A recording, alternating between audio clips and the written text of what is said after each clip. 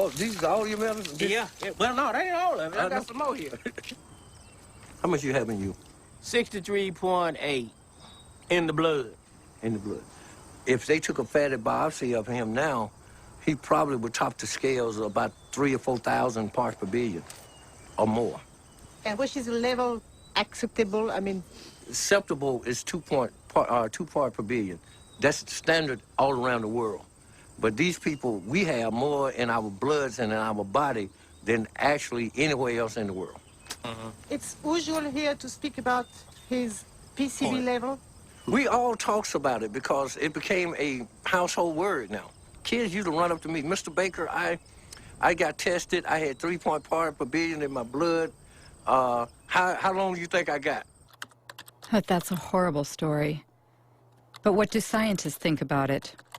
On the web, you can find numerous articles concerning the effects of PCBs on human health. David Carpenter is one of the most qualified specialists in the field. He carried out the testing for the Anniston residents. We all have PCBs in our bodies. The polar bears and the penguins have PCBs. And what has happened is in the past, there were a few sites where PCBs were released, but over time, they've gone into the air, they've gone into the water, they've transported, so the whole world is now contaminated with PCBs. The issue is that many diseases are caused by PCB exposure. The one everyone knows about is cancer.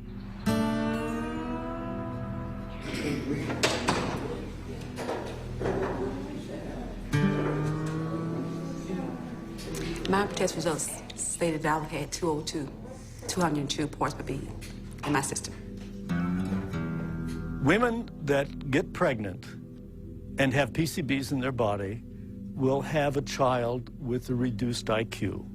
29.6. PCBs cause reduced thyroid function. Over 1,800. PCBs interfere with sex hormones. Pass away, just let me pass away. Pass away in peace. He's gonna pay, I said then. He is gonna pay for the way that he has done to us. In 2001, 20,000 Anniston residents filed 2 lawsuits against Monsanto. Monsanto and its subsidiary, Solutia, settled by paying $700 million to compensate the victims, to clean up the site, and to build a specialized hospital. But no Monsanto executive was ever sued. To do justice.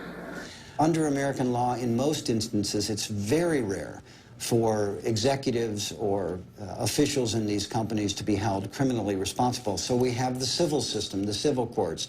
We make them pay. And the truth of the matter is, in most instances, the price these companies pay decades later is a fraction of their profits. And this is why it pays to keep these problems secret. And it makes you wonder what they might be keeping secret now. I have to say, we would never trust a company like Monsanto to tell the truth about a pollution problem or about a product. We would never trust them. Ken Cook says we would never trust a company like Monsanto. So what about Roundup, the world's favorite herbicide used by gardeners and farmers alike? What is it exactly? It's the brand name Monsanto gave to glyphosate, a so-called non-selective or total herbicide because it destroys all plants. First sold in 1974, it owes its great success to Monsanto's unwavering claims that it is biodegradable and good for the environment. Voici Roundup, le premier désherbant biodégradable. Il détruit les mauvaises herbes de l'intérieur jusqu'aux racines et ne pollue ni la terre ni l'os de Rex. Roundup, le désherbant qui donne envie de désherber. Roundup biodegradable. Ken Cook was right. The company was found guilty of false advertising, twice. The first time was in New York in 1996. And the second was in France just last year. The judges found that the wording biodegradable, leaves the soil clean and respects the environment were false advertising. especially since, according to tests performed by Monsanto itself, only 2% of the product had broken down after 28 days. That's why Monsanto recently removed the word biodegradable from its containers. But that's not all. Many scientific studies have shown that Roundup is highly toxic. For example, Roundup provokes cell division dysfunction, a study by Professor Robert Bellet.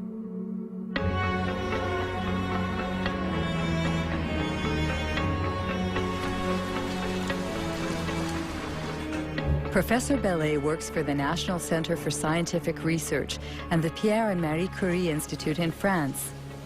He has studied the effects of Roundup on fertilized sea urchin eggs. The big surprise was that Roundup has an effect on cell division. We saw very quickly that Roundup affected a key process in cell division. Not the cell division mechanisms themselves, but those which control cell division.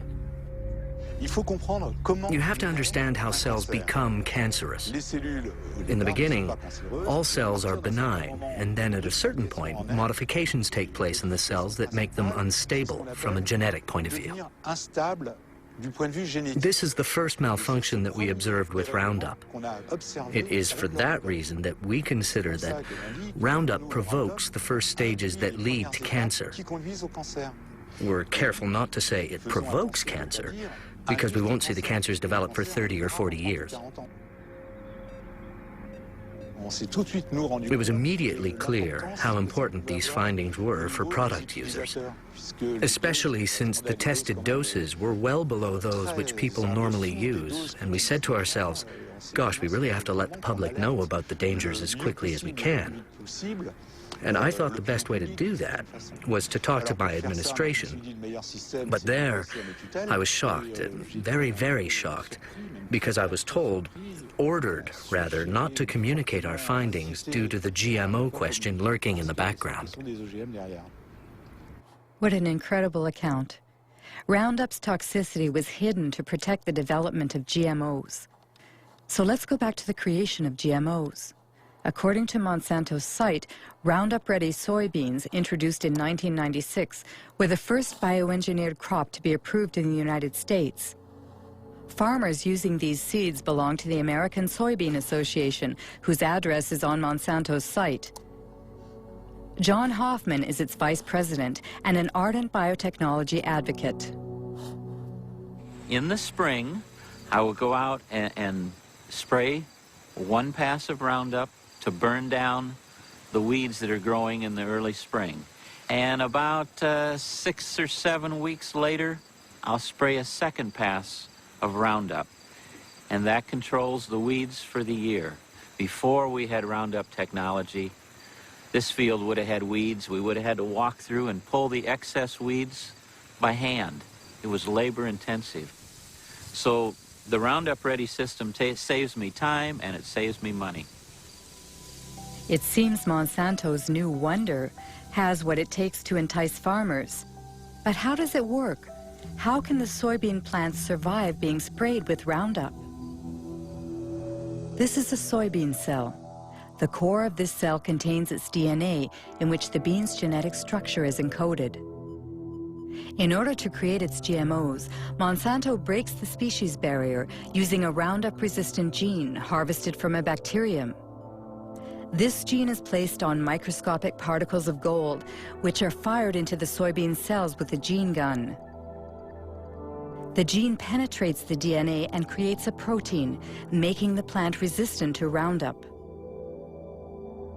When the herbicide is sprayed on the crop, it kills all the weeds, leaving the soybean plants intact. One must admit that the process is an incredible technological feat. But these soybeans engineered to withstand such a powerful herbicide are destined for our dinner plates. They must have been thoroughly tested before being put on the market. Who was the Secretary of Agriculture at the time? Dan Glickman, Bill Clinton's Ag Secretary from 1995 to 2000.